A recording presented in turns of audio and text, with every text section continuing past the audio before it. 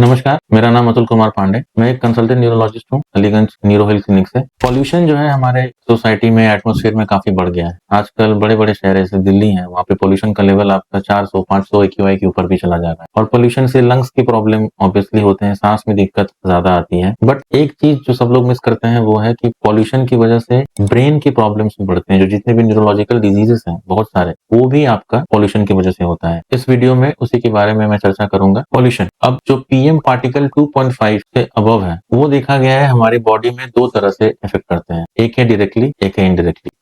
अब डायरेक्टली अगर देखा जाए तो हमारे नाक के द्वारा जब हम लोग सांस लेते हैं तो वो सिर्बिल फोसा या ऑल्फैक्टरी से वो ब्रेन में डायरेक्टली पहुंच जाते हैं और उसके वजह से ब्रेन में अलग अलग किस्म के प्रॉब्लम्स करते हैं। और दूसरा इनडायरेक्टली ये है कि वो जब हम सांस लेते हैं लंग्स के थ्रू वो ब्लड्स में पहुंचते हैं और फिर वो ब्लड के द्वारा ब्रेन में पहुंचते हैं। अब उनके इफेक्ट्स क्या है या उनके प्रॉब्लम्स क्या करते हैं, तो सबसे जो इंपॉर्टेंट प्रॉब्लम होता है कि लैक ऑफ कॉन्सेंट्रेशन, या उसको हम लोग ब्रेन फॉग भी कहते हैं। ये पार्टिकल्स ब्रेन में जाके हमारा कॉन्सेंट्रेशन एबिलिटी या हमको सोचने की जो धैर्यता भी कम करने लगता है। इसके बाद जो इम्पोर्टेंट पॉइंट आता है जो कि है रिड्यूस्ड मेमोरी, हमें याद कम रहने लगता है, छोटी-छोटी चीजें हम भूलने लगते हैं और लॉन्ग टर्म एक्सपोजर में ये धीरे-धीरे डिमेंशिया भी कर सकता है। तीसरा, ये पार्टिकल आजकल देखा गया है कि स्ट्रोक के केसेस भी इनकी वजह से बढ़ रहे हैं। तो स्ट्रोक के केसेस बढ़ना, इसकी वजह से हेडेक्स या आपका माइग्रेन की जो फ्रीक्वेंसी है वो भी पॉल्यूशन की वजह से बढ़ने लगता है। तो ये भिन्न-भिन्न प्रकार से ये हमको इफेक्ट करता है। अब इम्पोर्टेंट ये है कि पॉल्यूशन तो जा नहीं रहा है। Even after all the effective measurement pollution तो रहे, तो हम क्या कर सकते हैं पॉल्यूशन से बचने के लिए और हमारे मेंटल हेल्थ को बेटर रखने के लिए। तो सबसे पहले अवेयरनेस, ये जानना है कि पॉल्यूशन कितना है आपके सराउंडिंग में,